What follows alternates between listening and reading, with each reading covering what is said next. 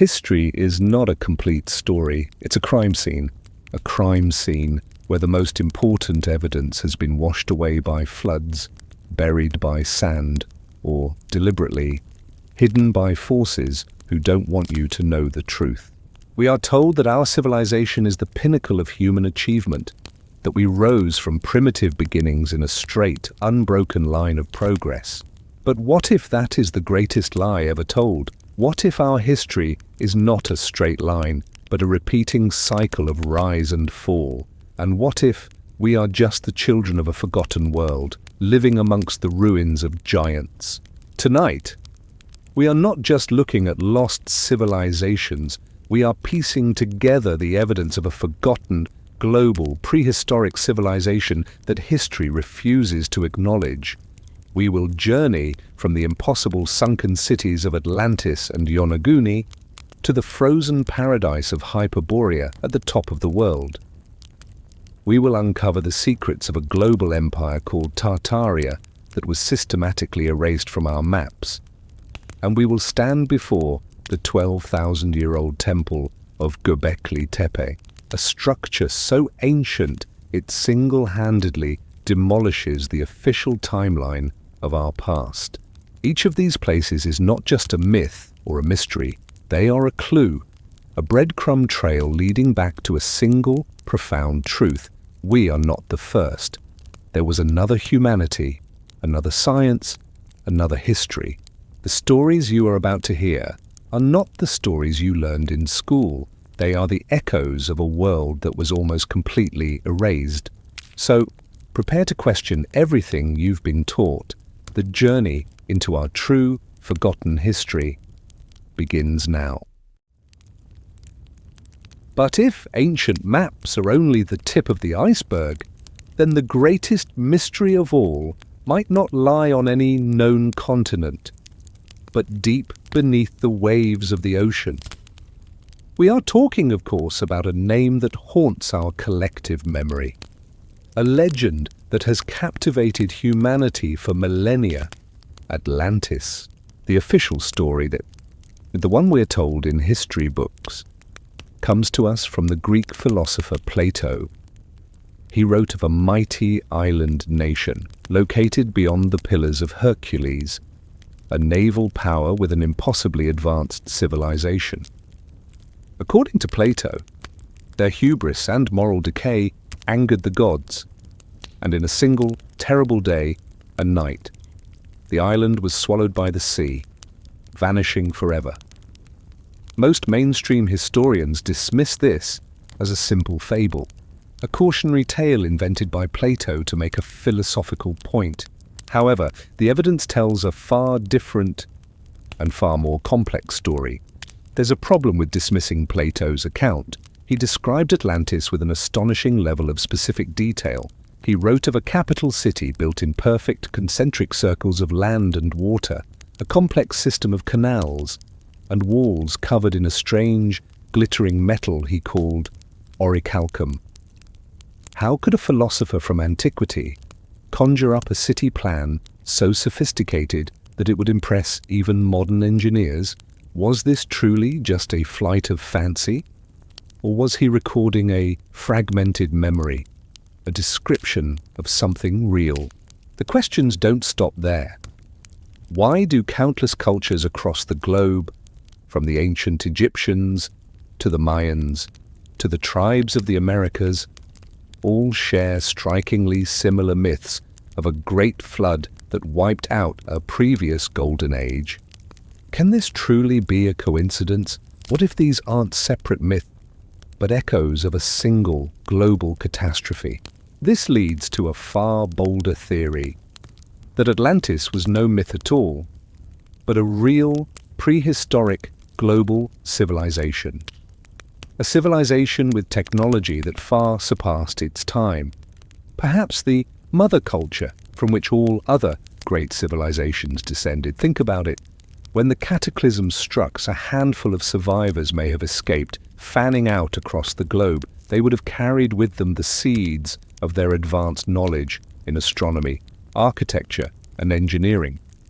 They could have been the mysterious figures who taught the Egyptians how to build the pyramids, who gave the Maya their impossibly accurate calendar, and who instructed ancient builders across the world in the secrets of megalithic construction. This would explain the uncanny similarities we see in ancient sites separated by thousands of miles. They didn't all independently invent these things. They inherited them from a single, lost source. So is the legacy of Atlantis truly buried under the cold, crushing pressure of the deep ocean? Or is the proof of its existence not in sunken ruins, but carved into the very megalithic stones we see all around us on the surface? Perhaps the answer isn't under the sea at all, but is instead hiding in plain sight, within the towering pyramids of another ancient land. While Atlantis haunts the Atlantic with its story of fire and stone, another older ghost drifts across the vast blue expanse of the Pacific and Indian Oceans. This is a different kind of lost continent, one born not from ancient philosophy, but from a strange puzzle that modern science itself created, only to later abandon. We are speaking of the enigmatic, dreamlike civilization of Lemuria. The official story of Lemuria is bizarre because it begins not as a myth, but as a 19th century scientific hypothesis. Biologists were stumped. They found similar lemur fossils in both Madagascar and India, but nowhere in between.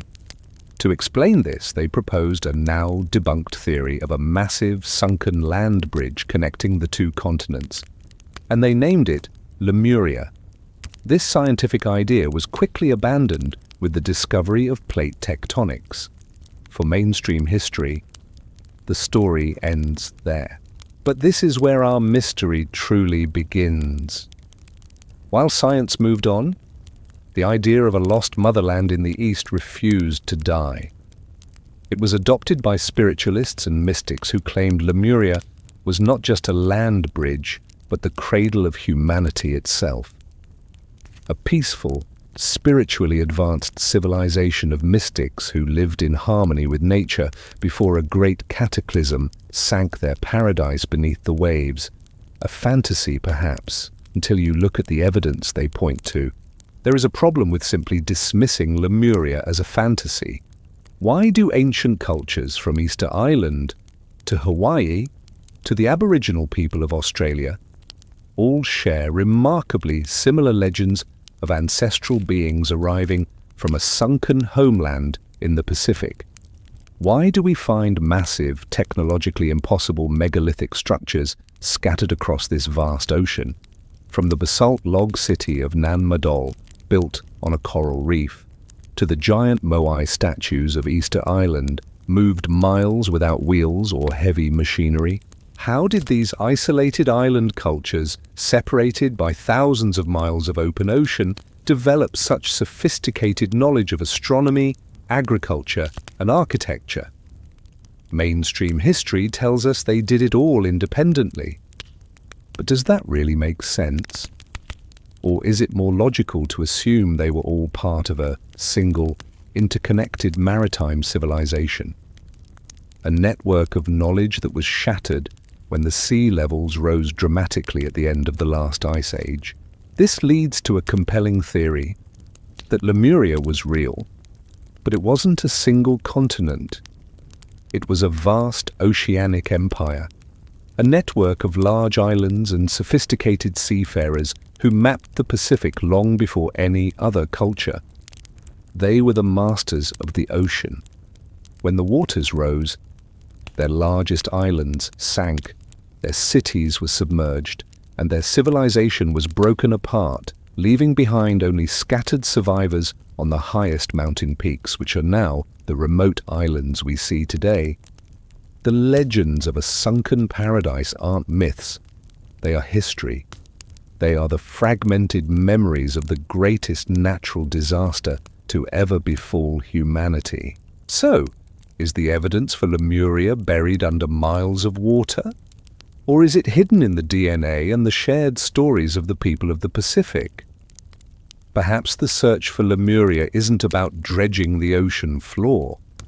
but about piecing together the whispers of a civilization that was not so much lost as it was washed away. And while its memory fades into the mists of the ocean, our next mystery is etched in solid stone in the middle of a desert, waiting for us to find it. While Atlantis haunts the Atlantic with its story of a single, catastrophic night, and Lemuria whispers of a gentle paradise lost to the Pacific, an even older, more detailed, and far more visceral account of a sunken homeland comes to us from the ancient kingdoms of southern India. This is not a 19th century scientific theory or a philosopher's fable. This is a story woven into the very fabric of one of the world's oldest living languages, the story of Kumari Kandam. The official narrative, if you can call it that, is found in ancient Tamil literature, texts that are thousands of years old. These are not just myths, they are considered the foundational epics of a people. They speak of a vast continent, a sprawling landmass that once existed south of the Indian subcontinent. This was the cradle of the Tamil civilization, ruled by Pandyan kings and home to the legendary Sangams, great assemblies of poets and scholars who created literary masterpieces. But according to these texts, this glorious motherland was not lost in one event, but in a series of devastating deluges over thousands of years, great waves that consumed the land piece by piece, forcing the survivors to migrate north to their present-day home. But here is where the story takes a stunning turn. Mainstream historians have long dismissed these accounts as mythological exaggerations, a poetic way to describe a people's origins. There's just one enormous problem with that theory: the sheer, uncanny detail. These ancient poems don't just speak of a vague, lost land. They name its mountains, its rivers, its 49 territories, and its magnificent cities. They describe a civilization so advanced that its literary academies existed for millennia before being consumed by the sea. How could ancient poets, living thousands of years ago, invent such a consistent and detailed lost geography? Could these epic poems be something more? Are they in fact a form of preserved national memory? A true oral history of a homeland now lost beneath the waves of the Indian Ocean? This leads us to a stunning hypothesis: that Kumari Kandam was terrifyingly real. Modern geological and oceanographic studies confirm that during the last ice age, when sea levels were hundreds of feet lower, the landmass south of India would have been vastly larger. The land bridge connecting India and Sri Lanka, known as Adam's Bridge or Rama Setu, is a visible remnant of this. Could this have been the northernmost edge of a much larger continent? A continent that was slowly, brutally, and systematically drowned as the glaciers melted and the oceans rose. If this is true, then the Tamil people are not just the inhabitants of southern India. They are the survivors of a continental cataclysm. Their ancient literature is not myth. It is a history book of the world's longest recorded apocalypse. The knowledge of the Sangam poets, a profound understanding of philosophy, mathematics, and astronomy, wasn't developed in India. It was a legacy, the last surviving knowledge of a civilization that was almost completely erased from existence. So we are left with a chilling thought. If a civilization so advanced that its history is recorded in some of the world's oldest surviving texts could be almost entirely wiped from the map, what else have we lost? What other kingdoms, what other histories now lie silent beneath the water? Perhaps the next clue isn't in a poem, but in a place where the desert sands have swallowed a city whole, leaving behind only whispers of impossible power. But what if we didn't have to rely on ancient poems or fragmented legends to find a lost civilization? What if we could put on a scuba tank and dive down to visit one right now? Because just off the coast of Japan's southernmost island lies a discovery so controversial, so utterly impossible, it threatens to shatter everything we think we know about the ancient world. This is the story of the Yonaguni Monument. The official story, the one you'll get from mainstream geologists, is that this is nothing more than a natural sandstone formation. They claim that millions of years of tectonic activity and strong ocean currents have simply sheared the rock into strange geometric patterns. It's a geological curiosity, a trick of the light and water, nothing more. They tell us to move along. There's nothing to see here. But there is a massive problem with that explanation, because when you dive down and see it with your own eyes, you are not looking at a random pile of rocks. You are looking at what appears to be a colossal, man-made structure. We're talking about immense terraced platforms rising from the seabed, walls with perfect 90-degree right angles, and what look for all the world like grand staircases climbing into the deep. There are features that have been nicknamed the turtle for its uncanny resemblance to a giant stone carving, and the loop road, a pathway that winds around the main terrace. Does nature really carve in straight lines and perfect right angles? How can natural erosion create what looks exactly like a monumental staircase leading to a plaza? Are we supposed to believe that all of these impossibly precise features, all gathered in one location, are just a massive geological coincidence? This leads us to a far more profound, and for some, a far more terrifying hypothesis. What if the Yonaguni Monument is exactly what it looks like, a man-made city, or at least a ceremonial center? Geologists have confirmed that this structure was last above water more than 10,000 years ago, before the end of the last ice age.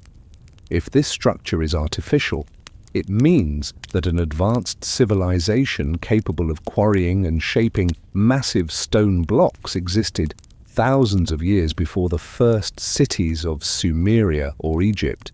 It would completely rewrite human history. Some researchers go even further. They suggest that Yonaguni is not an isolated outpost, but a remnant of a much larger culture.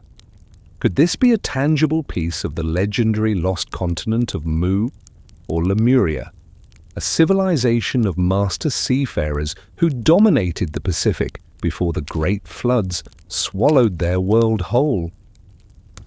This wouldn't just be a lost city, it would be the last visible peak of a lost empire. So as we look at the silent underwater footage of these massive stone steps, we are left with a stark choice.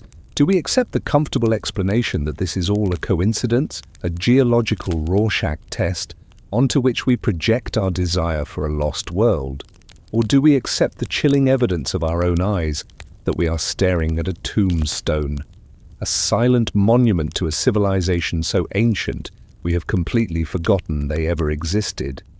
And perhaps the most unsettling question is not what it is, but what else is down there, still waiting for us in the dark? But what if a lost city wasn't just a legend passed down through poems, or a controversial pile of rocks at the bottom of the sea? What if it was a real, thriving metropolis, mentioned by the most famous historians of the ancient world, that simply vanished? This isn't a myth from a forgotten age. This is the chilling, true story of the ghost city of Heraklion. For centuries, Heraklion was little more than a footnote in history. The Greek historian Herodotus wrote of it, describing it as the magnificent gateway to Egypt, a mandatory port of entry for all Greek ships. It was a place of immense wealth and home to a grand temple where Helen of Troy herself was said to have sought refuge. But as centuries passed, and the great city of Alexandria rose to prominence nearby, Heraklion faded from memory. It became a ghost story, a lost city that scholars assumed was either a myth or had been absorbed into Alexandria and lost to time. But there is a staggering problem with that assumption, because in the year 2000 it was found, not by archaeologists digging in the sand, but by a French underwater survey team scanning the seabed in Abu Qir Bay. And what they discovered was not just a few scattered ruins, they found an entire city, frozen in time, preserved in breathtaking detail beneath the waves and silt.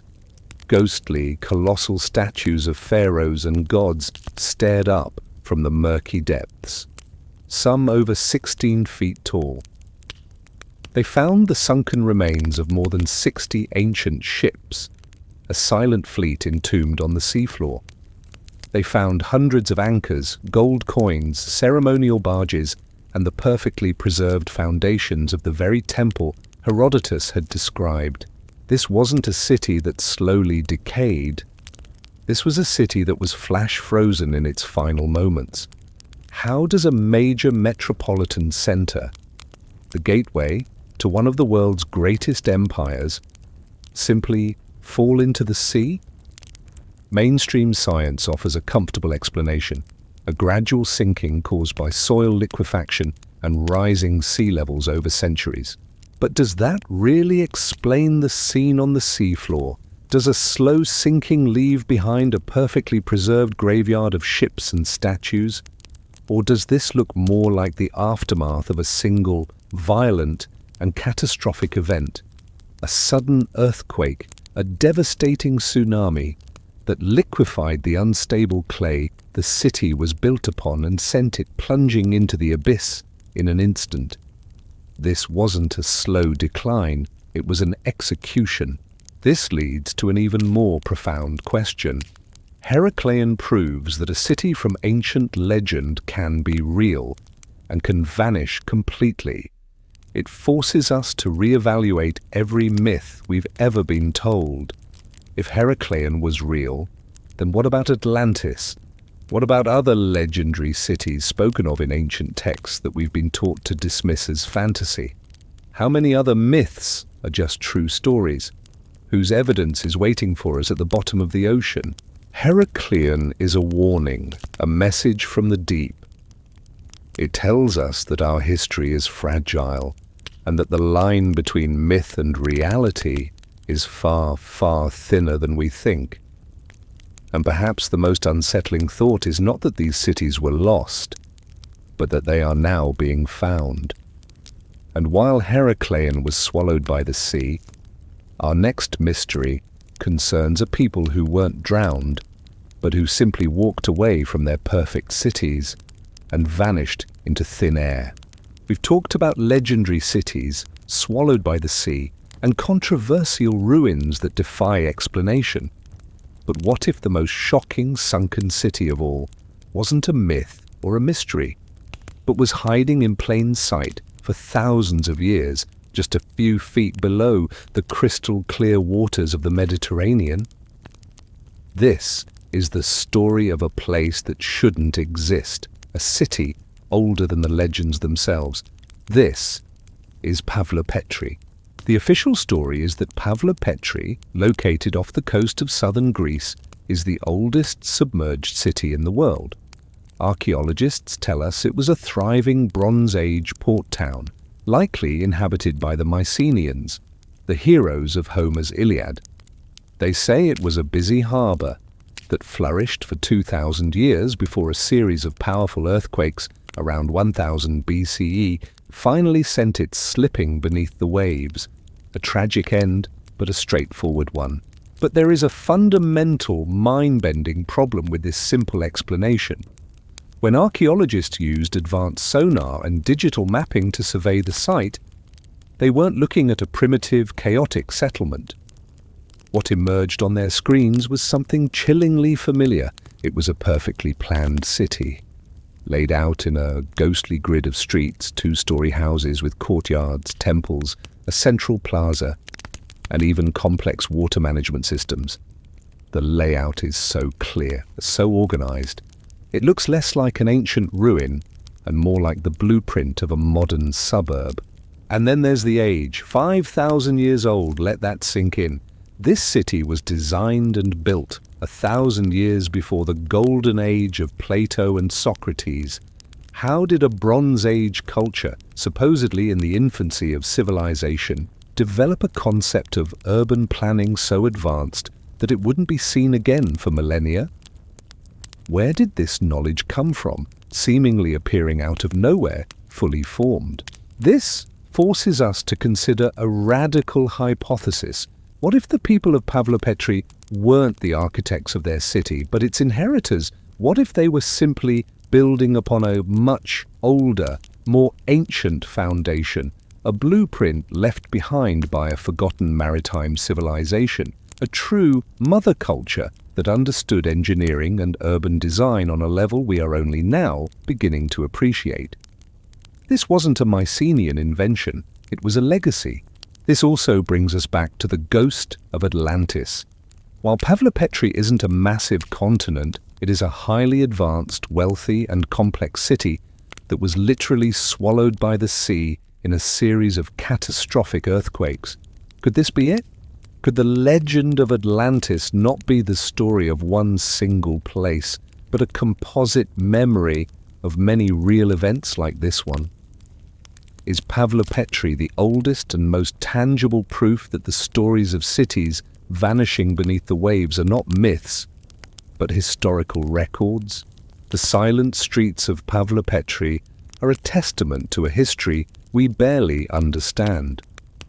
It proves that thousands of years before classical Greece, someone was building the cities of the future. And it leaves us with an unsettling question. If this is the oldest sunken city we have found so far, what else is lying in the deep, waiting to be discovered? And what will it tell us about the true, forgotten origins of civilization? We've journeyed beneath the waves to find cities swallowed by the sea. But what if the greatest lost civilization of all wasn't drowned, but was instead erased by the very land it tamed? We now travel to the vast plains of the Indian subcontinent, to a mystery so profound it has been given two names: the Indus Valley Civilization by historians, and by others a name whispered from the most ancient texts on earth, the Sarasvati Civilization. The official story is one of astonishing achievement. Around 4,500 years ago, at the same time as the Great Pyramids of Egypt were being built, a colossal civilization emerged in what is now Pakistan and India. It was larger than ancient Egypt and Mesopotamia combined. Its cities, like Mohenjo-Daro and Harappa, were marvels of engineering, with perfectly straight streets laid out in a grid, advanced plumbing and sewer systems, and multi-story brick houses. For 1,000 years they flourished, a peaceful empire of traders and builders, and then, around 1900 BCE, they simply vanished. But this is where the comfortable academic story ends, and the real mystery begins. There is a deafening silence at the heart of this civilization. Despite their incredible organization and size, we have found no evidence of kings or queens, no grand palaces, and almost no weapons. But the most maddening puzzle of all is their writing. They had a complex, beautiful written language found on thousands of small stone seals, and we cannot read a single word of it. It remains completely undeciphered. How does a civilization covering nearly 1 million square kilometers, with hundreds of towns and cities, function without a visible ruling class? How do they maintain peace on such a massive scale? And most importantly, what secrets did they write down that we are now completely blind to? What knowledge, what history, what warnings are locked away in those silent symbols? This leads us to a stunning theory, one that connects modern satellite imagery with the oldest, most sacred texts of Hinduism, the Rig Veda. These ancient hymns speak glowingly of a mighty, life-giving river, the Sarasvati, along whose banks a great civilization thrived. For centuries, scholars thought this river was a myth, But recent satellite photos have revealed the impossible, the dry, ghostly riverbed of a colossal, ancient river system, exactly where the texts described it. And what did they find along the banks of this ghost river, more than 2/3 of all the Indus Valley settlements? They weren't the Indus Valley civilization at all. They were the Sarasvati civilization, and their doom was not an invading army, but the slow, agonizing death of their goddess river. Climate change shifted the monsoons, the glaciers that fed the river receded, and the Sarasvati dried up, turning their fertile homeland into a desert. It wasn't a sudden collapse, it was a slow-motion apocalypse, a forced exodus of millions scattering across the subcontinent, their urban culture dissolving back into a rural existence, their written language eventually forgotten. So we are left staring at these enigmatic seals, the last will and testament of a lost world, written in a language we cannot understand. They are a haunting reminder that a civilization can be one of the greatest on Earth and can still be erased, not by war, but by the shifting sands of climate and time. And it forces us to wonder, what other myths are actually historical records of catastrophic events? And what happens when we finally decipher the script? And the Sarasvati people speak to us for the first time in 4,000 years. We've seen civilizations lost to the sea and others erased by the slow death of a river. But what if a lost civilization wasn't lost at all, but was hiding in plain sight, masquerading as a simple trading post, while its true identity was that of a literal paradise on Earth? We now travel to the crossroads of the ancient world, to a land described in the oldest stories ever written, the holy, enigmatic island of Dilmun. The official story, according to mainstream archaeology, is straightforward. Dilmun, centered on the modern-day island of Bahrain, was a crucial Bronze Age commercial hub, a vital middleman in the vast trade network connecting the great empires of Mesopotamia to the distant Sarasvati civilization of the Indus Valley. For centuries, it was a bustling port, famous for its copper and pearls, a prosperous, but ultimately an ordinary, ancient kingdom. But there is a profound, almost schizophrenic disconnect between this mundane reality and how the ancients actually described it. In the Sumerian epic of Gilgamesh, the oldest epic poem in human history, Dilmun is not just a trading partner. It is described as a sacred garden, a paradise where there is no sickness, no aging, and no death. It is called the land of the living. It is the place the gods grant to the hero of the great flood, Utnapishtim, to live for eternity. It is, for all intents and purposes, the Sumerian Garden of Eden. How can this be? Why would the pragmatic, business-minded Sumerians describe their primary source for copper and pearls as a literal heaven on earth? Was this just poetic exaggeration? Or were they describing something else entirely? The mystery deepens when you look at the island of Bahrain itself. It is covered, literally covered, in more than 100,000 ancient burial mounds. It is the largest prehistoric cemetery on the entire planet. Why? Why would so many people from across the ancient world choose this one small island as their final resting place? Were they just burying their dead in a convenient location? Or were they doing something else? Were they bringing their loved ones to the doorstep of paradise, hoping that being buried in the sacred soil of Dilmun would grant them passage into the afterlife? This forces us to consider a stunning hypothesis. Dilmun was never just a trading post, it was the spiritual capital of the ancient world. Its primary export wasn't copper, it was immortality, or at least the promise of it.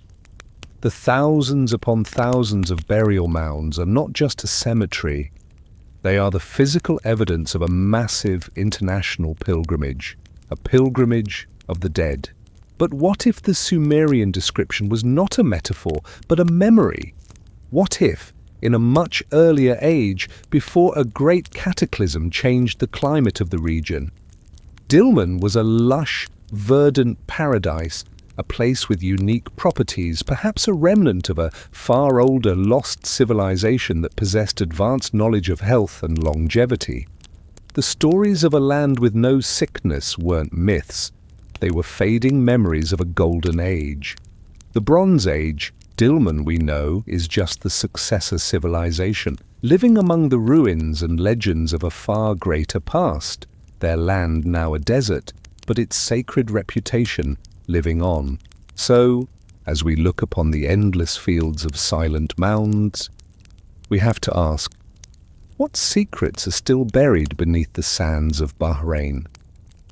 Was Dilmun simply a world's most revered final resting place? Or was it once a true gateway to eternal life? And perhaps the most important question is, what happened to change it?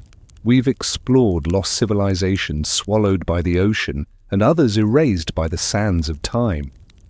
But what if the greatest empire in human history wasn't lost at all, but was deliberately and systematically erased?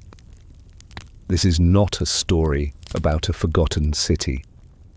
This is a story about a forgotten world, a global empire so vast and powerful that its very existence has been scrubbed from our history books. This is the chilling enigma of Tartaria. The official story, the one you'll find in any mainstream textbook, is that there was no Tartarian empire. Historians will tell you that Tartary was simply a vague, outdated geographical term used by Europeans to describe the vast, poorly understood lands of Central Asia and Siberia, home to nomadic tribes like the Mongols and the Tatars. It was a blank spot on the map, not a unified civilization. A simple cartographical misunderstanding. But there is a colossal, world-spanning problem with this explanation, because the evidence is not in ancient texts. It's right in front of our eyes. Go look at old maps from before the 19th century. You won't see a blank space. You will see a massive, clearly defined nation called the Grand Tartarian Empire, complete with borders, cities, and flags. Why would generations of cartographers from across Europe all meticulously map an empire that never existed? But the truly mind-bending evidence isn't on paper, it's in stone and brick.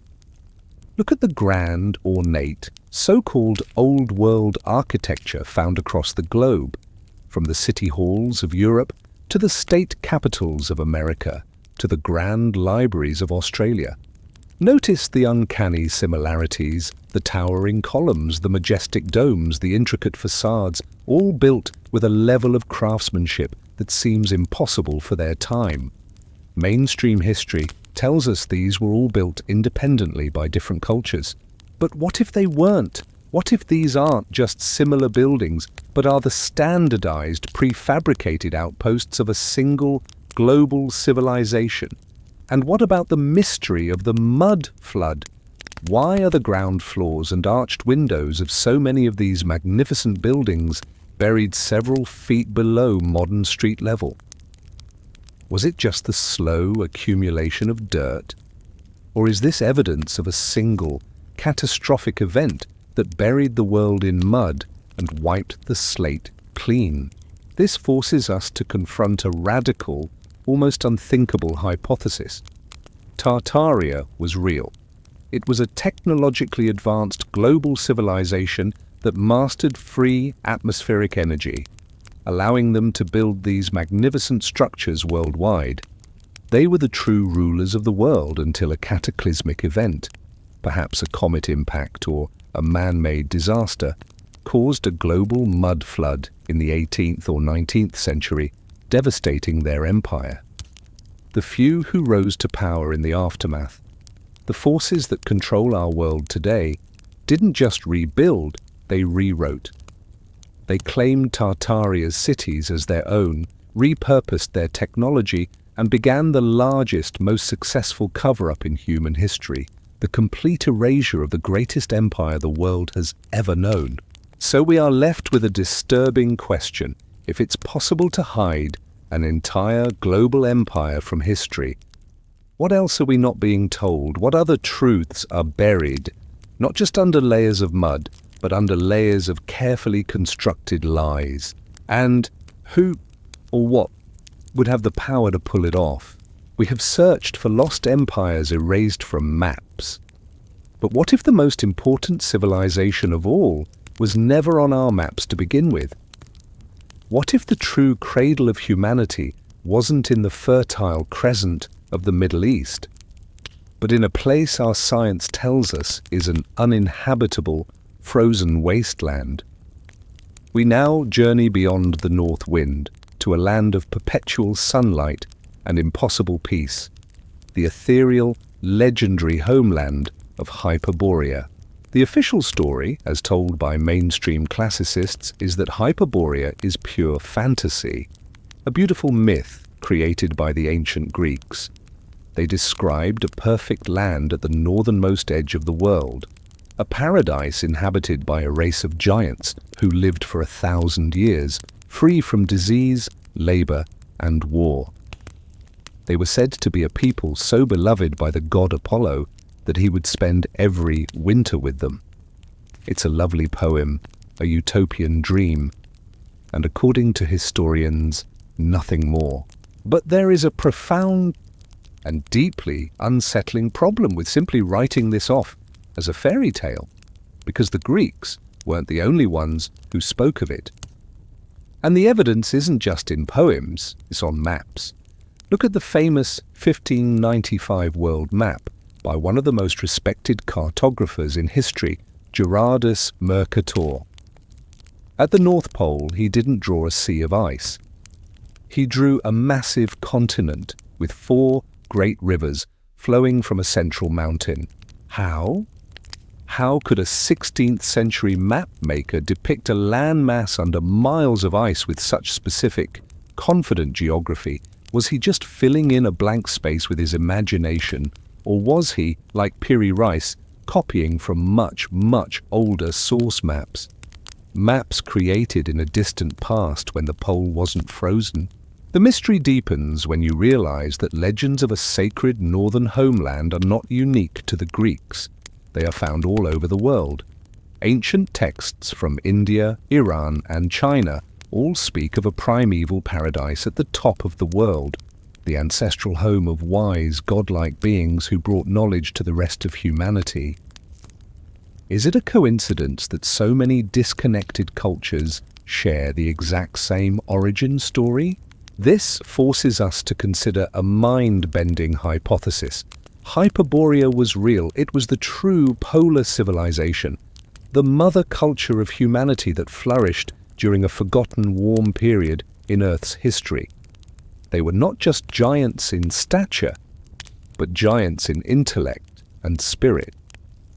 But a cataclysmic event, perhaps a sudden pole shift or the onset of the Ice Age, destroyed their world, burying it under a permanent sheet of ice.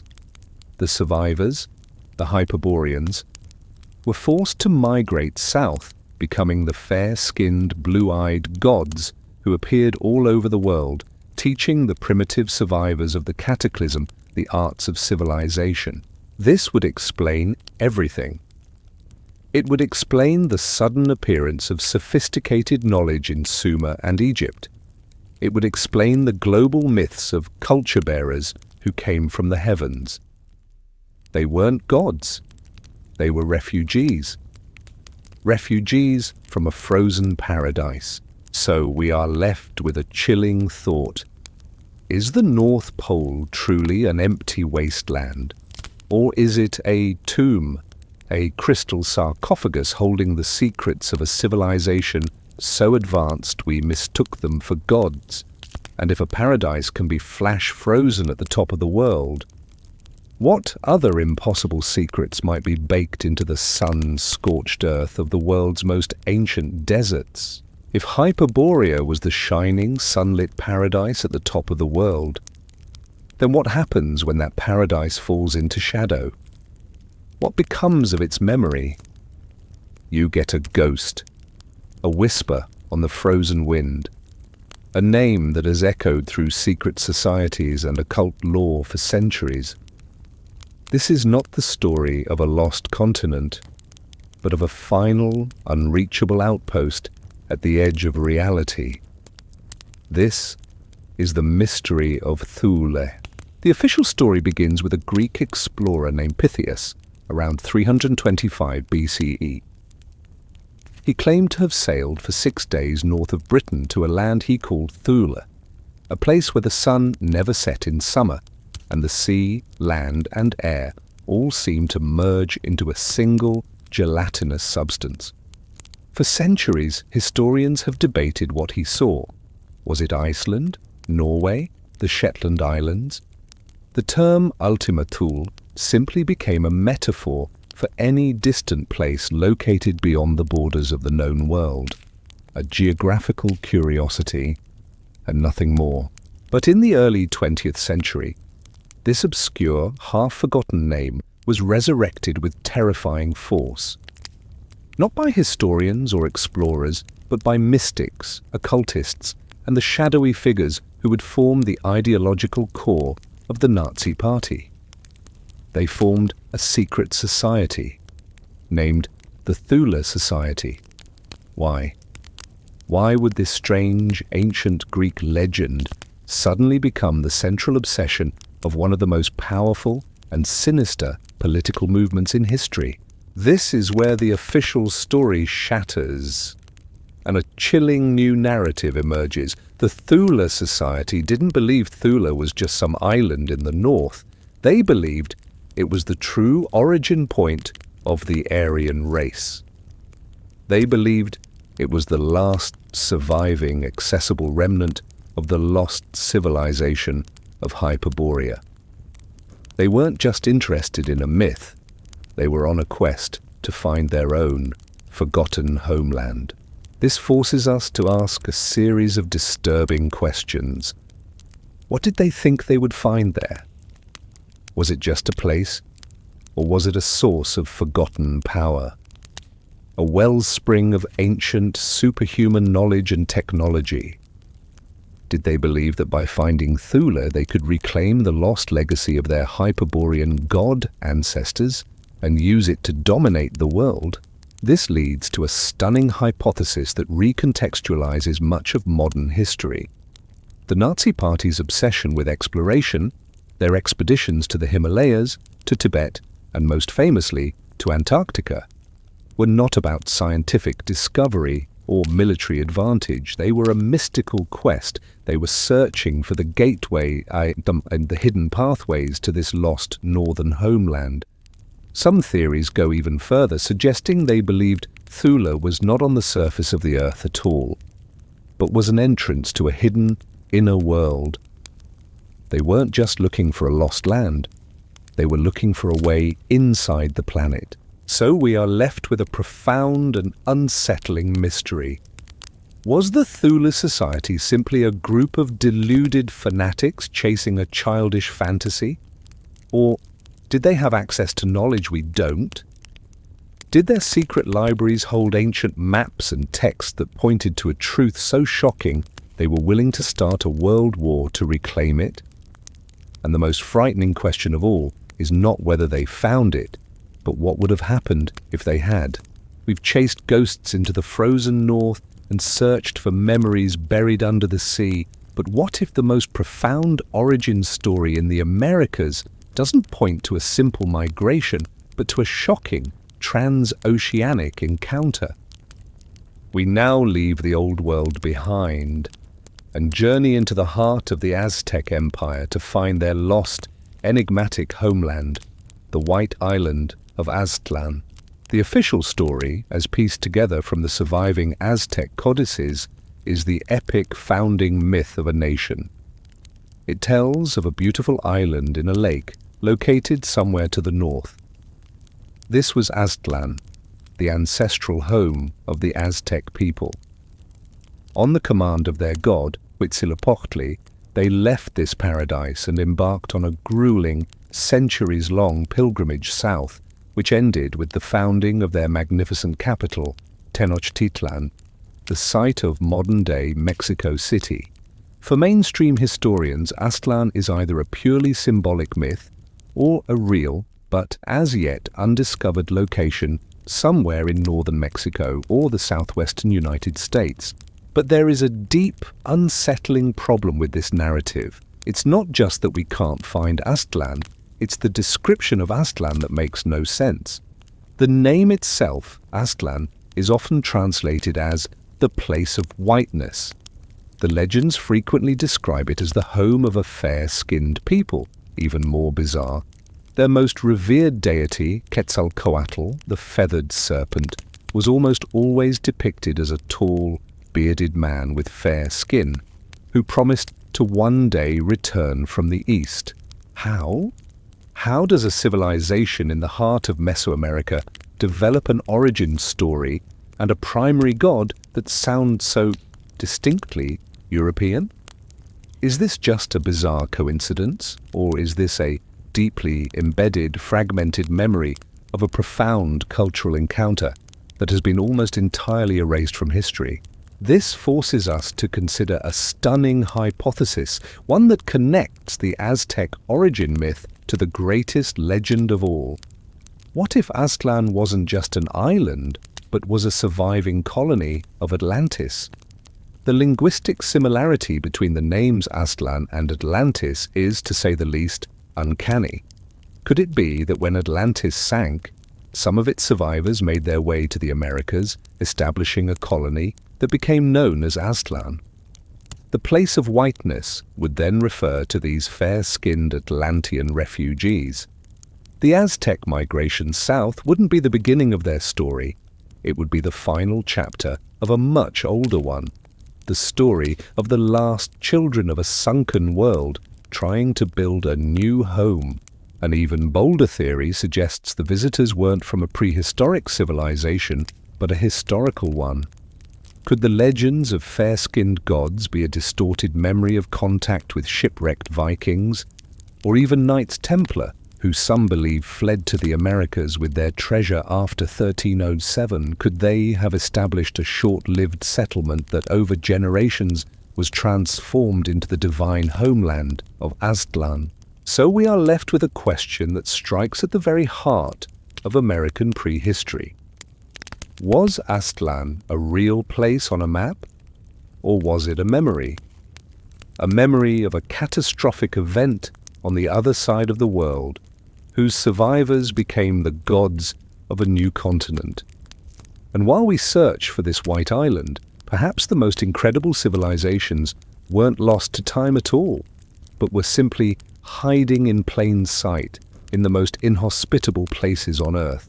We've chased legends of sunken continents and searched for homelands that may only exist in myth. But what if the most shocking discovery in history wasn't a myth at all, but a documented fact that was deliberately ignored and buried for 500 years? This isn't a story about a lost civilization, but a story about a lost truth.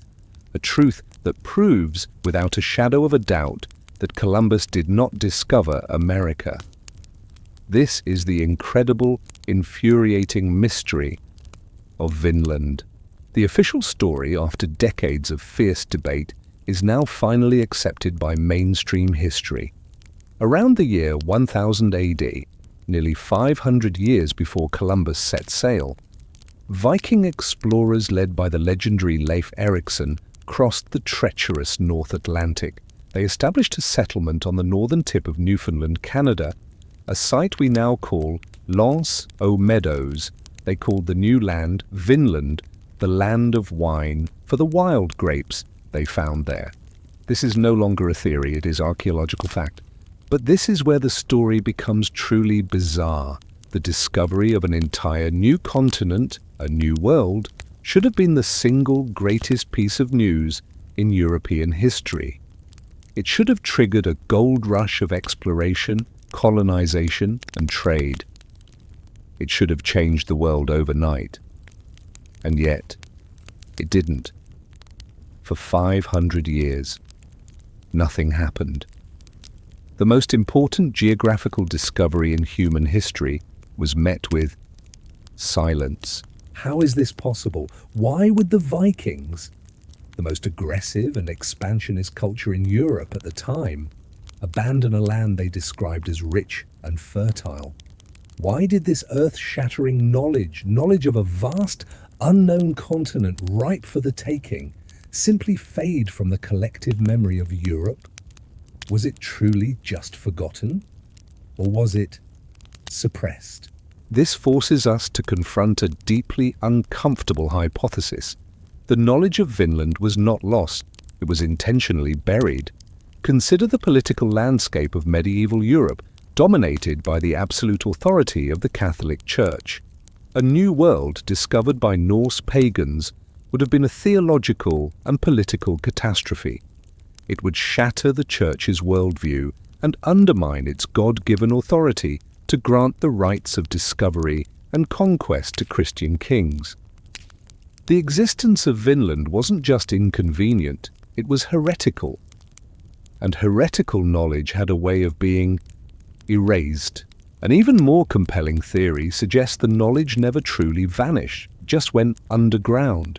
It became a closely guarded secret preserved within powerful, shadowy organizations like the Knights Templar or secretive navigators' guilds.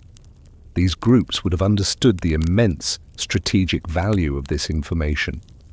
Could it be that this secret knowledge, these hidden maps of lands to the west, were the true source that later explorers, including Columbus himself, used to launch their own voyages? Was Columbus not a brave discoverer, but a man acting on privileged, secret intelligence? So we are left with a profound historical crime scene. Vinland is the body, and for 500 years there was a conspiracy of silence. It proves that history is not always written by the victors. Sometimes it is simply erased by the powerful. And it begs the question, if they could bury a whole continent for half a millennium, what other truths have they scrubbed from the pages of our history books? We have chased forgotten truths across the globe, from sunken cities to erased empires. But what if the most profound secret of all has been staring us in the face this whole time, carved into the most famous monuments on earth? We now arrive in Egypt, but not the Egypt of the pharaohs. We are going back further, to a time the ancient Egyptians themselves spoke of with reverence and awe. A time before their own history began, the age of the gods. Zep-Tepi, the first time. The official story, beside the one taught in every university, is that Egyptian civilization began around 3100 BCE with the unification of the kingdom by a ruler named Nama. We are told that over the next few centuries, they gradually learned to build with stone, evolving from simple mud brick tombs to the glorious pyramids of the Old Kingdom. The Great Pyramid of Giza, we are told, was the pinnacle of this development, built around 2500 BCE as a tomb for the pharaoh Khufu, a linear, straightforward progression. But there is a mind-shattering problem with this timeline, a problem so immense it is literally carved into the bedrock of the Giza Plateau. We are talking about the Great Sphinx. Mainstream Egyptologists claim it was carved by the pharaoh Khafra around the same time as the pyramids. But geologists point to something impossible: the massive vertical erosion patterns on the body of the Sphinx and the walls of its enclosure. This is not wind and sand erosion. This is classic, heavy rainfall erosion. When was the last time the Giza Plateau saw enough rain to cause this kind of damage? Not in the time of the pharaohs. You have to go back thousands of years to the end of the last ice age, around 10500 BCE, when the climate was vastly different. How can a monument be thousands of years older than the civilization that supposedly built it? And the Sphinx is not alone. The three Great Pyramids of Giza themselves are an astronomical enigma. They are aligned with the cardinal points of the compass with a precision that would be a challenge even today. They encode advanced mathematical constants like pi and phi, but most astonishingly, their layout on the ground is a perfect mirror of the three stars in Orion's belt, not as they appeared in 2500 BC, but as they appeared in the sky in precisely 10500 BCE. Is this a coincidence that the geological evidence of the Sphinx and the astronomical alignment of the pyramids both point like a celestial arrow to the exact same prehistoric date? This forces us to confront a hypothesis so radical it threatens to overturn all of modern history. The great monuments of Giza were not built by the dynastic Egyptians, they were found by them. They are the legacy, the inheritance of a much older, much more advanced civilization that flourished during the Ice Age. A civilization that was wiped out by the global cataclysm of that era. The same event that caused the rains that eroded the Sphinx. The ancient Egyptian legend of Zep-Tepi, the first time when gods walked the earth, was not a myth. It was history.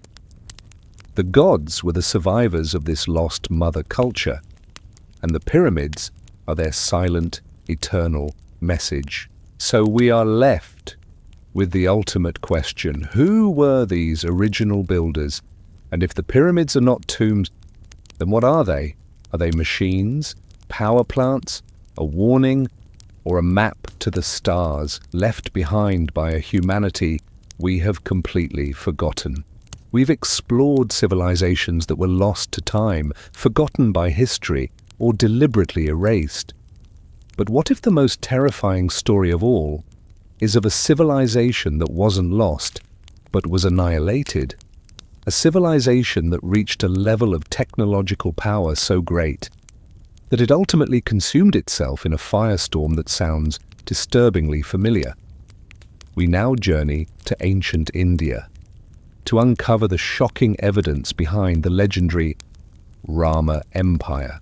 The official story, as told by scholars, is that the great Indian epics, the Ramayana and the Mahabharata, are foundational myths. They are epic poems filled with gods, demons, noble heroes like Rama, and epic battles. They are considered the cornerstones of Hinduism, profound works of poetry and philosophy, but ultimately mythology. But there is a chilling and profoundly uncomfortable problem with this simple interpretation, because when you read these ancient texts, they don't always read like myths, they read like historical accounts. And buried within these accounts are descriptions of technology so advanced, it is simply breathtaking. The texts speak of vimanas, flying machines that could travel through the air, into space, and even underwater. They are described in stunning detail. Their propulsion systems, their construction, their flight capabilities. But it gets far, far more disturbing. The texts describe a war fought with unimaginable weapons. They speak of a single projectile, an iron thunderbolt, a Brahmastra, imbued with the power of the entire universe. When this weapon was unleashed, the texts describe a flash, brighter than 1,000 suns. They describe winds that were evil, clouds that roared, and the sky itself seeming to tear apart. The bodies of the enemy were so burned, they were unrecognizable. Hair and nails fell out, pottery shattered for no reason, and for years afterward, the land was poisoned, and all food grown there was toxic. How? How could ancient poets, living thousands of years ago, to describe with perfect, terrifying accuracy the precise effects of a nuclear explosion and the subsequent radioactive fallout? Where did this knowledge come from? Was this the most prescient, horrifying work of science fiction ever written? Or were they recording something they had actually witnessed? This forces us to consider a hypothesis so shocking it borders on the unspeakable. What if the Rama Empire was real, a highly advanced global civilization centered in India that existed thousands of years ago? And what if the great epics are not myths, but the fragmented, traumatized historical records of a devastating war fought with weapons of mass destruction, a prehistoric nuclear war? Before you dismiss this, consider the archaeological evidence. At the ancient sites of Mohenjo-Daro and Harappa, archaeologists have found skeletons scattered in the streets, as if some sudden doom had overtaken them. They have found layers of vitrified pottery, clay that has been melted into glass by a sudden, intense heat far hotter than any normal fire. And in some areas, radiation levels have been found to be inexplicably high. Is this the evidence? The physical scars of the war described in the Mahabharata? Are we looking at the ruins of a civilization that reached our own level of technology and then made the same fatal mistakes? It leaves us with the most terrifying question of all. Is our modern age of technological marvels and nuclear weapons a new achievement? Or are we simply repeating a cycle of self-destruction that has happened before? We've seen civilizations destroyed by water, by fire, and by the slow march of time. But what if the most profound archaeological site on Earth tells a story not of a civilization that was lost, but one that was deliberately and meticulously buried? We now travel to a barren hilltop in modern-day Turkey, to a place that single-handedly demolishes the official timeline of human history. This is the story of a place that should not exist, Göbekli Tepe. The official story, as it has been hastily rewritten by stunned archaeologists, is this. Around 11,600 years ago, a full 6,000 years before Stonehenge, or the first pyramids, groups of primitive hunter-gatherers came together to build the world's first temple. They quarried, moved, and erected massive T-shaped limestone pillars, some weighing over 20 tons, arranging them in complex circular enclosures. For over 1,000 years, they used this site for religious rituals. And then, for reasons unknown, they buried the entire complex and walked away. But this tidy explanation is riddled with impossible contradictions. There is a mind-breaking problem with the official narrative. We are told these were simple hunter-gatherers, people who lived in small, nomadic bands, without agriculture, without metal tools, without the wheel, without written language. How? How did a society of primitive foragers organize the massive, coordinated labor required to build something on this scale? How did they quarry and transport 20-ton megaliths with nothing more than flint and muscle? This level of monumental architecture implies a complex, stratified society with a leadership structure and a surplus of resources. Something that mainstream history insists did not exist for another several thousand years. But the real mystery, the one that keeps archaeologists up at night, is not how they built it, but why they buried it. Think about it. You spend centuries building the most magnificent structure on Earth, a testament to your gods and your people.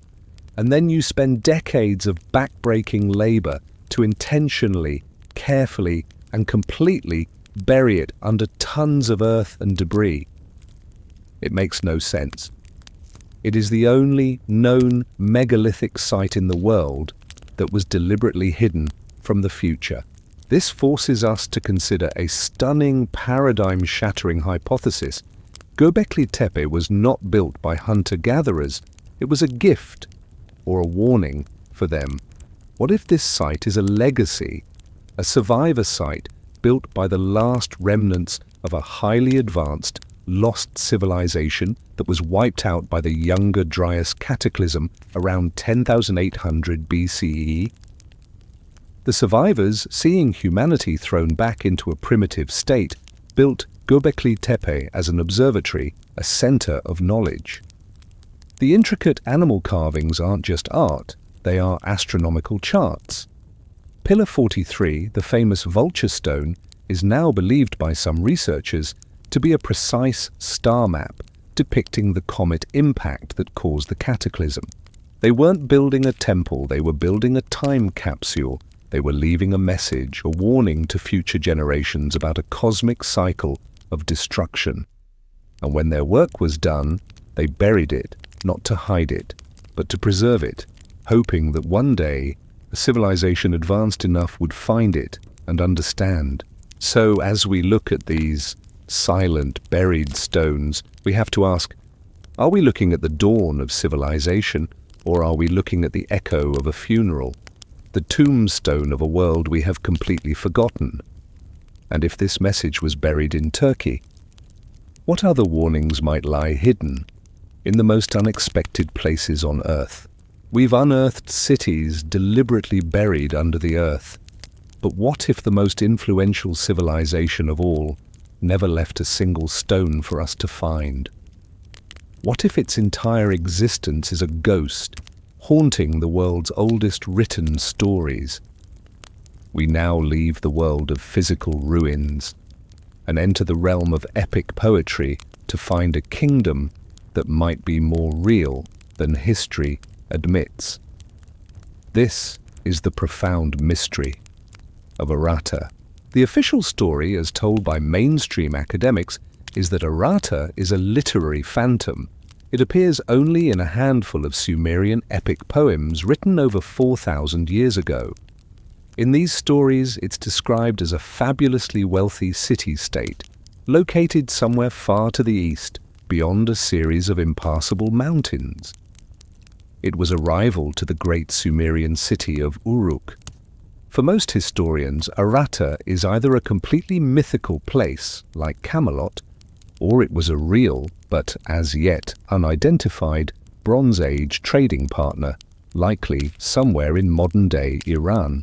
But there is a deep and fundamental problem with this dismissive explanation.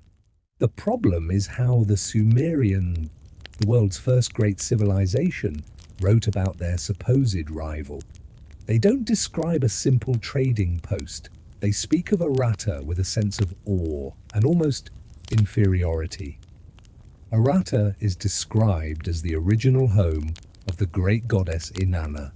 It is a land overflowing with gold, silver, and precious lapis lazuli. Its craftsmen are said to possess skills that are almost magical. The king of Uruk doesn't just want to conquer Errata, he wants its knowledge, its technology, and its divine favor. How can this be? Why would the proud Sumerians, who invented writing and the city, portray a contemporary rival as being older, holier, and more magnificent than themselves? Why describe a simple mountain kingdom in such divine, supernatural terms?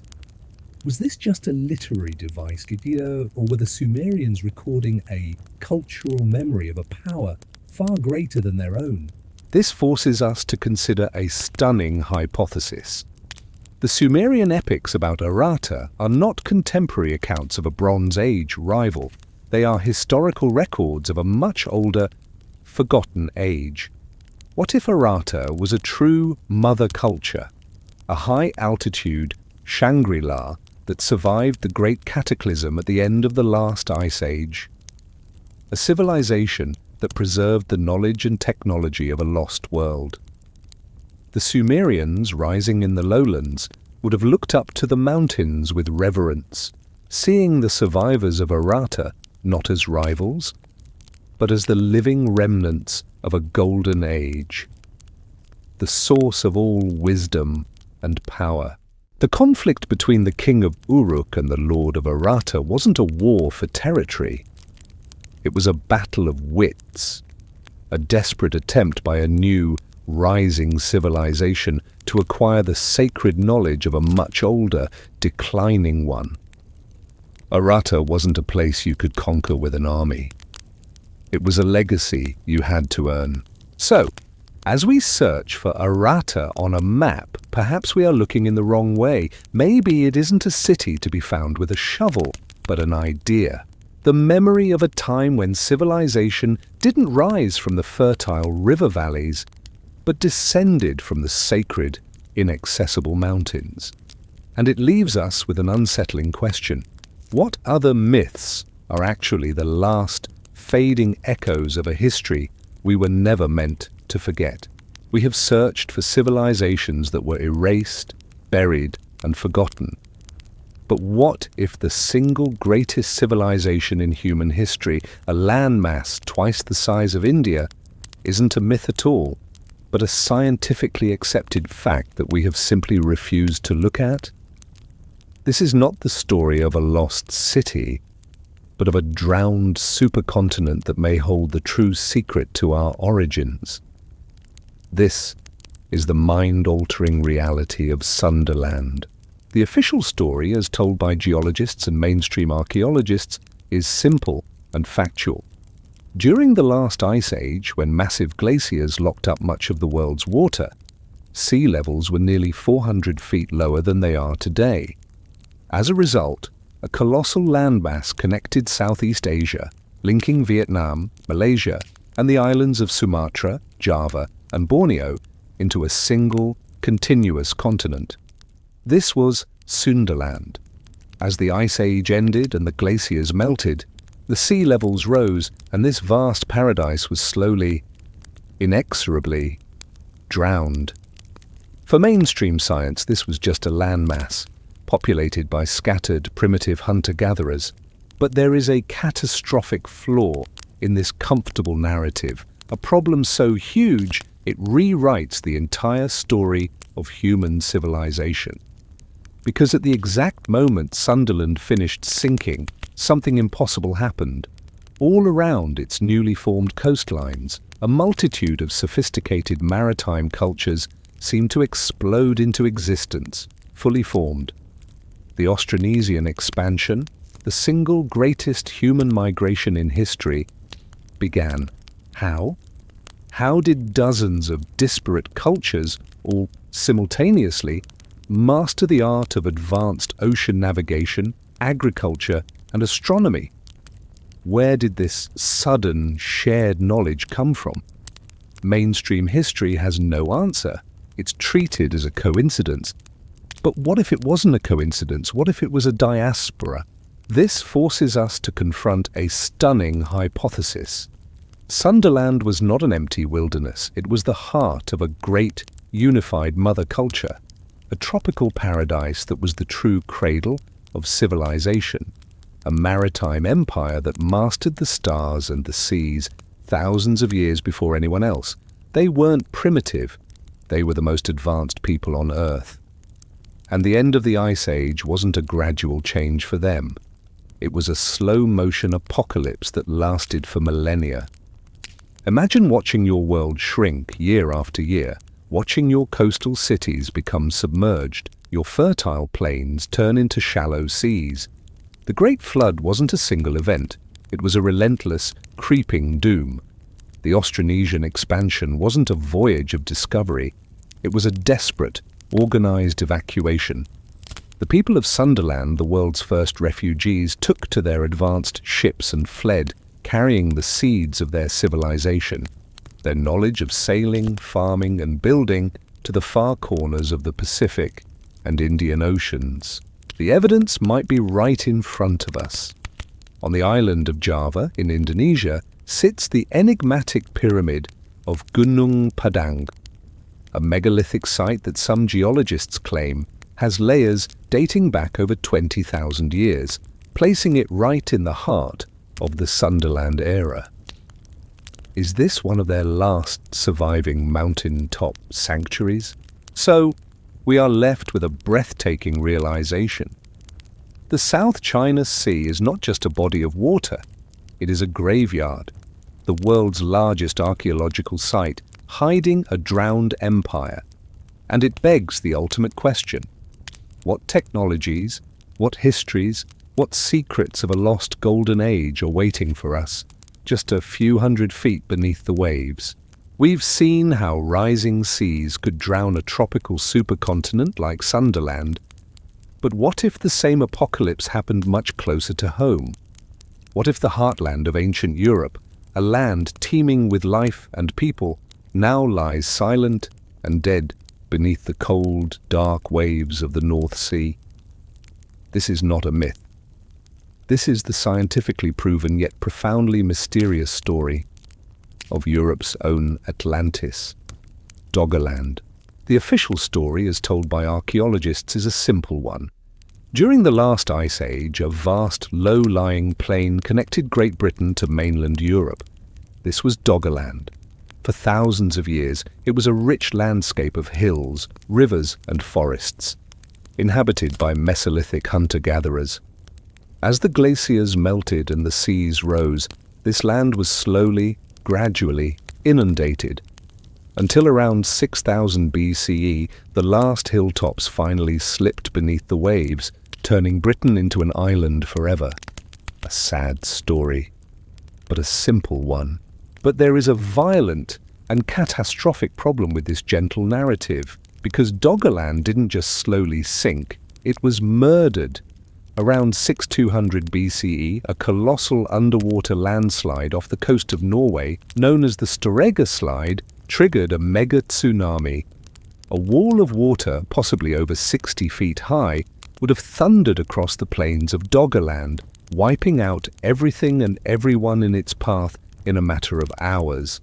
This wasn't a slow retreat from the rising tides. This was a sudden, world-ending apocalypse.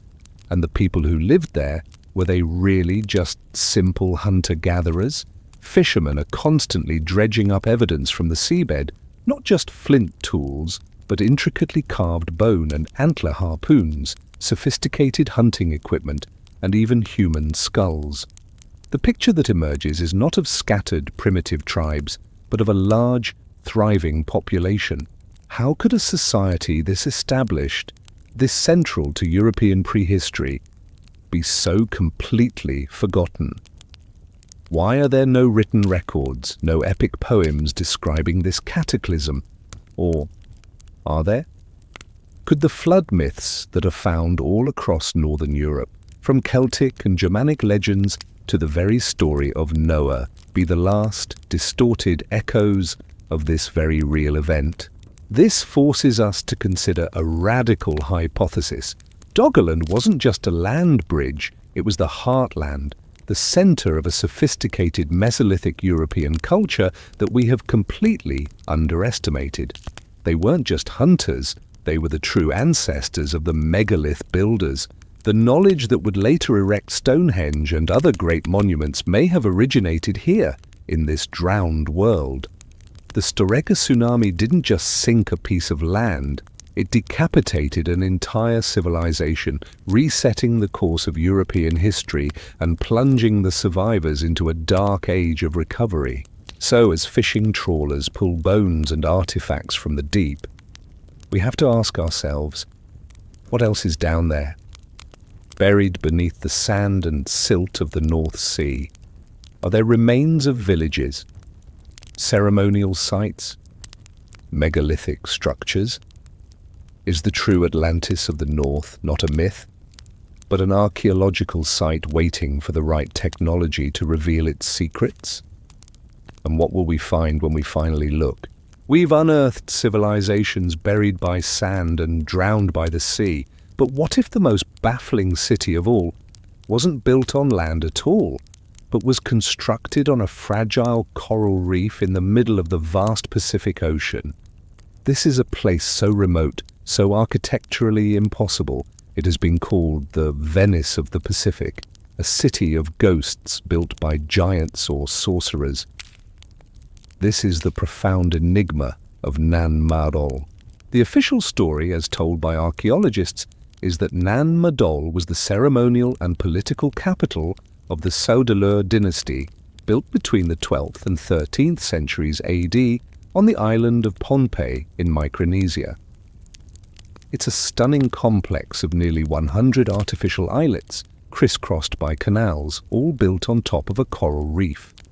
For mainstream science, it is a remarkable feat of engineering by a resourceful island culture. But there is a staggering, logic-defying problem with this simple narrative. The problem is the materials. Nan Madol is built from an estimated 250 million tons of massive prismatic basalt logs. Some of these individual logs weigh over 50 tons, and the nearest quarry for this specific type of basalt is on the other side of the island.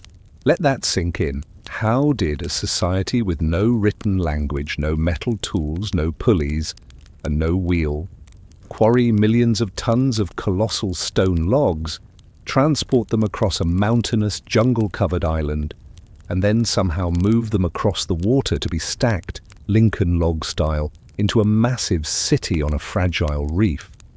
The sheer physics of it are impossible.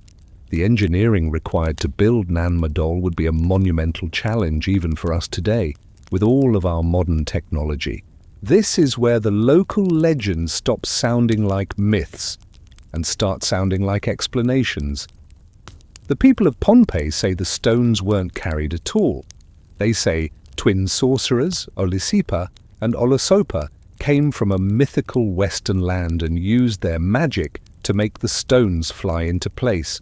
Is magic just a word for a technology we can no longer comprehend? This forces us to consider a stunning hypothesis. The Saudeleur dynasty didn't build Nan Madol, they found it. They were simply the last inhabitants of a much, much older site. What if Nan Madol is a surviving remnant of a lost Pacific mother culture, the legendary civilizations of Lemuria or Mu? A civilization that possessed advanced technology, perhaps even sonic levitation, that allowed them to manipulate massive stones with ease. This wouldn't be a primitive feat of engineering. It would be the last outpost of a forgotten science. So we are left with a ghost city in the middle of the ocean, a place whose construction defies all known laws of history and physics. Is it a testament to the ingenuity of an isolated island people? Or is it a silent monument to a lost, high-tech civilization whose magical abilities were simply science we have yet to rediscover? And if a city this impossible exists here, what other architectural enigmas lie waiting for us? Not in the middle of the ocean, but carved into the sheer cliffs of the American Southwest. So, where does this journey leave us? We have stood at the edge of impossible ruins, stared into the silence of forgotten languages, and sifted through the ashes of empires that history tells us never existed. From the drowned supercontinent of Sunderland to the flash-frozen paradise of Hyperborea, from the nuclear scars of the Rama Empire to the deliberately buried time capsule of Göbekli Tepe. The evidence is overwhelming, and the pattern is undeniable. The official story of our past, the neat, linear progression from caveman to astronaut, is broken. It cannot explain these anomalies. It cannot answer these questions. The only theory that fits all the evidence is the one they refuse to consider, that we are a species with amnesia, that a highly advanced global civilization flourished on this planet tens of thousands of years ago, only to be wiped out by a cataclysm so profound it nearly erased every trace of their existence. The history we have been taught is not the full story. It is a censored version, a simplified narrative designed to keep us from asking the most important questions. And so the ultimate question is not if our history is a lie, but why? Why was this knowledge suppressed? Who benefits from us believing we are the first, the most advanced, the pinnacle of creation? What technologies, what truths about human potential, and what warnings about our own future are being deliberately kept from us? This is where you come in. The search for truth doesn't end when this video does. Share your theories in the comments below. Which lost civilization do you believe holds the key? What evidence have we missed? If you believe that our true history is still out there, waiting to be rediscovered, then subscribe to this channel and join a community that dares to question. Because the history we've been taught is ending, and our real history is just beginning to be remembered.